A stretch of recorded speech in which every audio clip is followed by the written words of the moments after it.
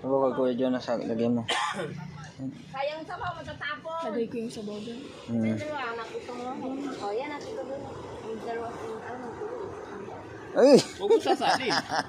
Yan nga ang sasalinan ko eh. Yan ang lalagyan eh. Hindi mo ilagay kung kahit ito muna.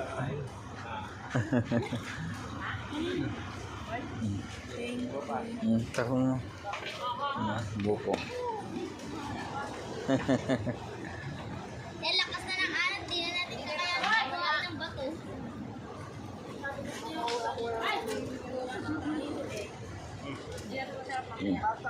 Wala na. Wala na malagyan na sabaw.